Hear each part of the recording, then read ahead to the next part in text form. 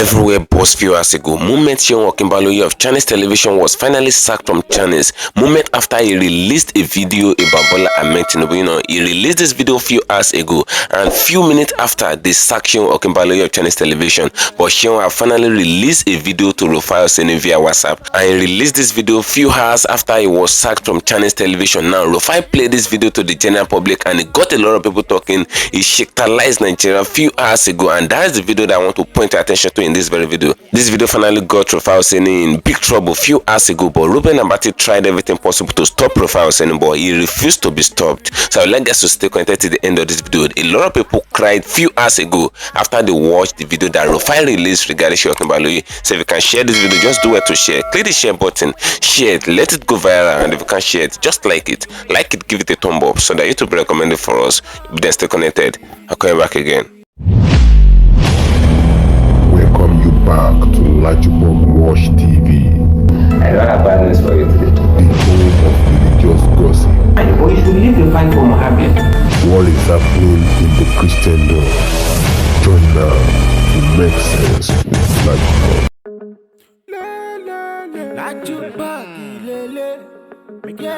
Hello my great and wonderful viewers, welcome back to LAJUPOG TV.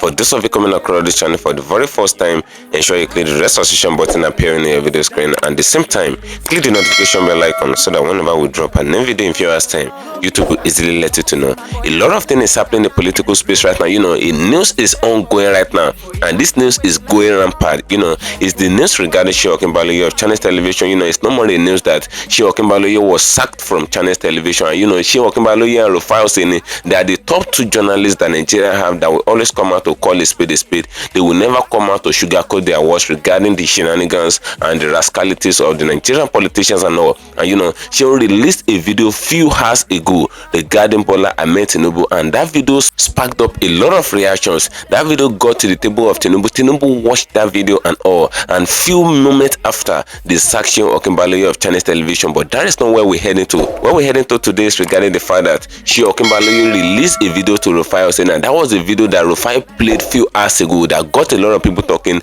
and it landed Rufai in a big trouble. So a lot of people have come out and they have staged it out that nothing must happen to Rufai of Arise News. And Rufai was trying to play out this video and was trying to articulate his expression and feeling and all regarding the video. Ruben Abati tried to stop him because he knows the danger that is ahead of it, but Rufai refused to be stopped. So I would like guys to stay connected to the end of this video for you to see everything. You will see everything that is ongoing right now. If you can share this video, just do it to share it. Share it to different social media platforms. Let it go viral. And if you can share it, just like it as you're watching it. Like it, give it a thumb up so that it will be recommended for us. Seun OKINBALOYE is not to come out to say the truth the way it is. It's not like other Nigerian journalists that will always come out and bend the truth. They will never come straight regarding the truth, even when they know the truth. Eyes have always been on Seun OKINBALOYE of Chinese television and Rufai of Arise News.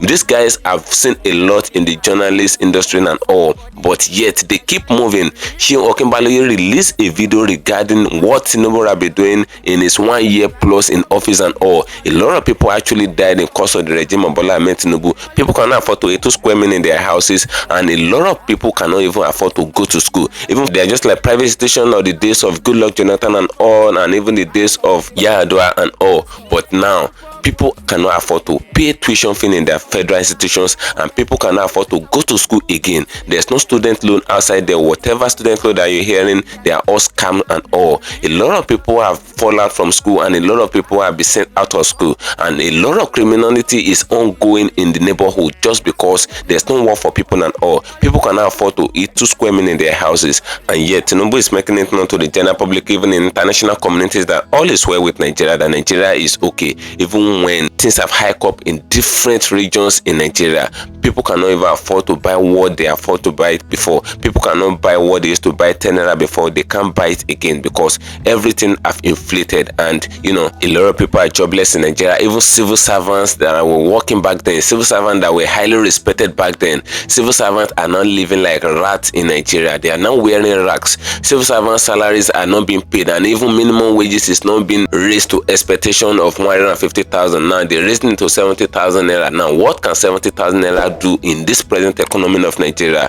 What can 70,000 naira do in this present inflation and famine that is ongoing in Nigeria? Farmers cannot go to farm because of insecurity and all. Herdsmen have invaded all the farmers' farm and all. Now kidnapping is also the game of the day. Kidnappers are kidnapping people of any caliber. They are not even sorting out for the rich again. Kidnappers can kidnap plumber, they can kidnap any form of person or personality. Anybody that comes to their den, anybody that falls to their trap, those are the people they kidnap. The rules of Nigeria are very terrible and bad, and it is to the extent that a lot of people are losing their life in the rules of Nigeria every day. And Nigerian politicians are coming out and telling us that the rules are bad. That is why they buying SUV for themselves, so that they can be using to be cruising the rules of Nigeria. That's to tell you that these people lack their responsibility and they are not even ashamed of it. Now Seun came out and say it to their face. You know, it's not today that Seun will be saying it to their face that they are not good, they are not doing well, and they are not doing well as far as Nigeria's situation is concerned, because killings in Nigeria have hiked up to another level, and now Seun is bringing it to their face once more, and he called out Bola Ahmed Tinubu in a live show. I'll play the video in this very video for those of you that have not seen the video before. You will see the video where Seun called out Tinubu and where Tinubu actually watched the video, or you will see everything in this very video. And that video is the video that caused the trouble that makes Seun to be sacked from Chinese television. And now come and see what happened to Rufai Oseni. A lot of people said nothing must happen to Rufai Oseni. Rufai Oseni must not die and all, but yet something tragic is going on. See what is happening to Rufai Oseni. So I would like us to share this video if you can share it, and if you can't share it, just like it as you're watching it. Like it, give it a thumb up. I'm coming back again. Here is my final word tonight. Mr. President, Senator Bola Tinubu, it is to you tonight that I bring the burden and plight of our people too. I trust this message finds you in good health and high spirits as you continue to navigate the intricate responsibilities that come with the esteemed position you hold. It is with a heavy heart and deep concern that I pass this message on the current state of our beloved nation, Nigeria.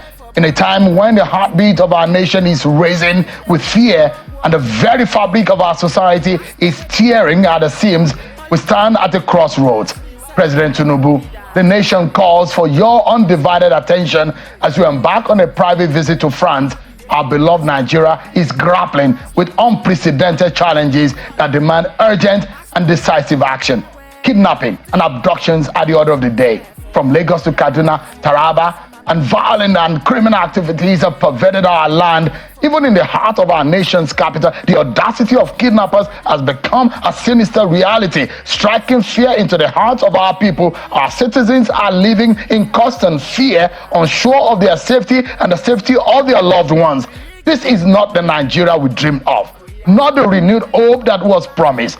We applaud the gallantry of our security operatives, but indeed more work still needs to be done to keep the people safe. Efforts are being made, but it appears they are not far enough. What has become the strategies of state policing and community policing that has been talked about several years, and the huge white papers and advisory notes on how to tackle insecurity in Nigeria, where are they? President Tinubu, as a pro-democracy agitator, isn't it the right time to restructure Nigeria for it to work properly? Is the Nigeria you and your friends fought for, is it the Nigeria that you're talking about? The removal of subsidies has unleashed a tidal wave of economic downturn, leaving families struggling to make ends meet. Prices of commodities have gone through the roof. The biting effects are felt across the nation, and the loss of confidence in the government is palpable. This is not a time for complacency. It is a time for bold, unwavering leadership, Mr. President. I think it is about time to get the nation's eggheads in one room and find a lasting cure to our ailing economy. As you stand on foreign soil, Mr. President, remember the weight of your responsibility to the Nigerian people. Our citizens, including those who voted for you, are losing faith in the government. The implications of the loss of confidence are far-reaching. And as a leader, you cannot afford to look away. Investors are fleeing the nation like never before. Economic potential of Nigeria is being squandered, and the consequences will be felt for generations. We urge you, Mr. President, to take immediate measures to create an environment that attracts and retains investment. The clock is ticking, and our economic future is at stake. Mr. President, the time to act is now. Swift and decisive measures are needed to curb the escalating insecurity, alleviate the economic burden on citizens, and restore the confidence in the government. This is not only a call to fulfill campaign promises, but a plea for the preservation of our great nation. Mr. President, our regional leadership is hanging in the balance. Some members of ECOWAS are signaling exit, and Nigeria's influence is under threat. It is time to reassert your leadership, strengthen diplomatic ties, and secure our place in the Committee of Nations. As journalists, we will not shy away from probing, inspiring, and holding leaders accountable. President TINUBU, live up to the expectations of your calling and the mandate upon which your office stands. The Nigerian people deserve more. They deserve a leader who acts with urgency, integrity, and unwavering commitment to the well-being of our great nation. The challenges may be daunting, but if you are resolute and carry the people along, we can all together overcome.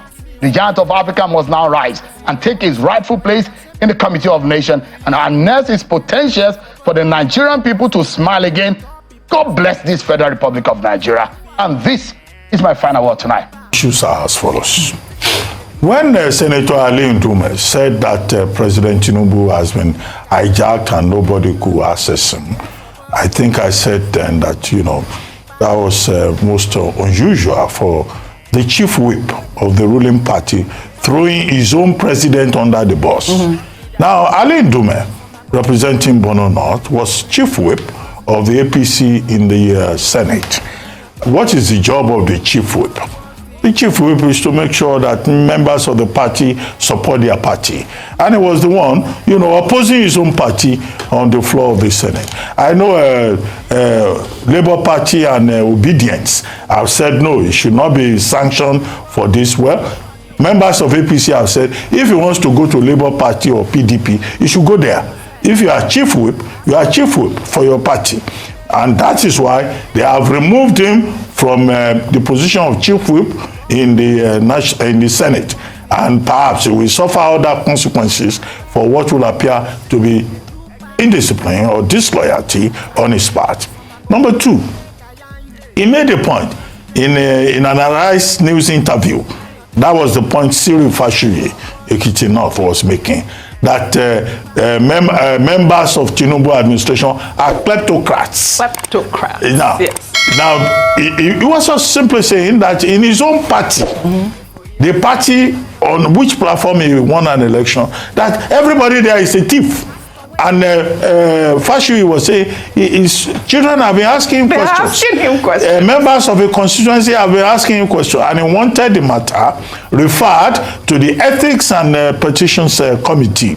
But the great Malabite, who is Senate President, then said, great Malabite said, that no, that the Senate has dealt with that he has received enough punishment. Where the Senate President dropped the ball again is that he was dabbling into English grammar.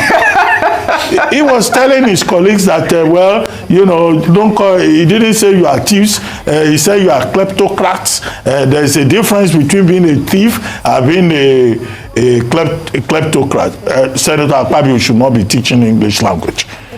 A kleptocrat is a thief. They mean the same thing. So, but there are different levels of thievery. No. The kleptocrat, even if you don't want they won't mean the same thing. If you are a kleptocrat, it means you are stealing government resources. He's trying to help. And Fashuyi is saying he's calling us thieves. Yes. So calling his own members thieves, yes. I think he deservedly got his comeuppance by losing his position as chief whip. And those who are saying if he likes he can go to PDP or he can go to Labour Party, well, maybe they are stretching it a bit too far. I'm seeing you looking at the meaning of kleptocracy. So for the last I've been looking for kleptocracy. No. I saw it. I know it before now, but I want to know if my ears are allow him. I know it. Okay. Please read it for us now. I know. Okay, go ahead. I saw you one of the definitions here. There are too many definitions. Where do I even start? A ruler uses the power to steal the country's resource. See, different levels or that uses once you steal, or that uses his power to be able to gain things. Okay. But seriously, there are some that steal with guns. I mean, come on. Hang on a minute. Seriously, I'm serious. Go ahead. I disagree with you, Dr. Abatisa. Okay. And that's why we don't need politicians. We need people that can speak the truth. A chief whip, yes, as the name implies, is supposed to whip his members in line. That's it. Isn't it? Yes. But at a time where there's wanton hunger and destruction in the land, in that statement, when you made your point on that matter, the part I didn't like about what NDUME said was, oh, the president can't be seen and all of that, they've hijacked. No. I disagree with him on that. But at a time where people need to speak the truth, who is happy about the way the country is? No one. Is it because we can still come here in the morning? Who is happy about the way the country is, where there's massive poverty, avarice, chaos in the land, over 40% increase in the price of food? Who is happy? Everybody's crying. And NDUME says that, and they said the chief whip cannot say that. A chief whip is also supposed to be the conscience of his party in parliament. What NDUME did was just being the conscience of his party's parliament. What NDUME told us is a Yoruba analogy that says, there's fire on the mountain in this country, and if you don't do something about it, something will happen. Yes, you might fault him on the way he went about it. But that's the position of what a chief whip is supposed to do. And the other one that he said, okay, is a kleptocrat. You see, I kept on looking back and forth at the political class. Yeah. Can any top politician come out to swear on their grandfather's grave that they have never used governance influence for their own personal benefits? They should come out and be swearing. See, guess what? They are sending him to the committee. No, yes, I know. They might say it's that of ethics, yes, yes. But politicians should come out, wherever you are in Nigeria, to swear. It's not the same politicians that we know how some of them were borrowing agbada before they got into power, but after power, they have private jets. All right. They should come out and swear that they never use government privileges and everything to make money or contract money. They should come out and, in fact, you see, like they say, if you use Bible to swear, maybe they should swear with Ogun. All right. Well, you know, NDUME is right to say that Tinubu's government is a government of peace. So I have not said he's right. That's what he said. No, I have not said he's right. I'm saying they should come out and defend themselves that they didn't do it. That's what I'm saying. Well, that's what has happened. That's what has happened. He says he did not. So others too should come out and swear. The Senate president has asked NDUME to go and provide the list of the kleptocrats. Let's just wait for that. I mean, let's wait for that. I didn't limit mine to Tinubu's government too. I said all the politicians in Nigeria. I just told you that even in 2020, the Buhari administration, the same thing. It's not the first time. Well, all right, let's call it a speed now. Well said, all of you all. Thank you. Well, shall we? Maybe NDUME will join Labour Party tomorrow. That's what Let me even make it even exciting.